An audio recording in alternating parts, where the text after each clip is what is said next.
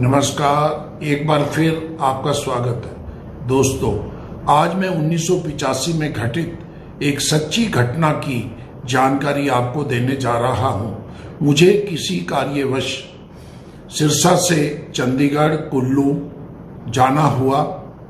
वापसी पर मैं भुंतर हवाई अड्डे पर पहुंचा, जो कुल्लू से 10 किलोमीटर की दूरी पर स्थित था, तथा वहां से उन दिनों वायुदूत का एक छोटा विमान चंडीगढ़ दिल्ली भुंतर के लिए चलता था।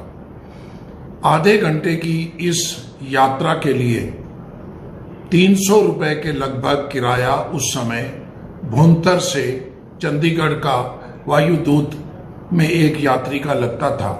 मैं 11 बजे के लगभग भुंतर हवाई अड्डे पर पहुंचा। विमान 12 बजे के लगभग चंडीगढ़ से भुंतर पहुंचता था, तथा आधे घंटे बाद वहां से विमान चंडीगढ़ के लिए वापस चलता था।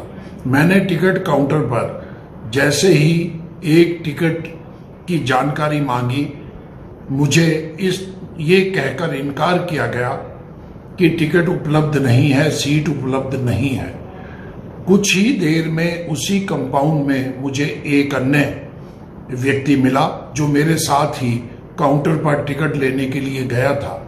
उस व्यक्ति ने मुझे इंतजार करने के लिए कहा और कहा कि आपको चंडीगढ़ लेके जाएंगे और मैंने कहा जी सीट नहीं है। कहता जी सीट हो या ना हो, लेकिन आप चंडीगढ़ जा सकते हो, मैं कोई ना कोई जुगाड़ करता हूं। हुआ यूं कि वायुदूत के अधिकारियों ने 5 कन्फर्म यात्रियों को यह कहकर कि ओवरलोड है, हवाई जहाज ओवरलोड है, वायु का दबाव ज़्यादा है, इसलिए उनकी टिकटें कैंसिल कर दी, उनकी सीटें कैंसिल कर दी।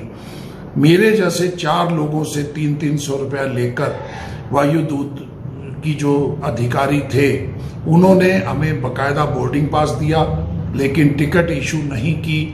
हमने वायुदूत के उस विमान के माध्यम से चंडीगढ़ पहुंचा, तथा मैंने जब जानकारी ली भी ये कैसे संभव है, तो मुझे यह जानकारी दी गई कि यात्रियों की मैनुअल 2 सीटें बनाई जाती हैं और चंडीगढ़ पहुंचने पर 4-5 यात्रियों की जिनको टिकट इशू नहीं की जाती, वो सीट वहां जमा नहीं करवाई जाती, उनके बिना की सीट जमा करवा दी जाती है जिनको टिकट इशू होता है।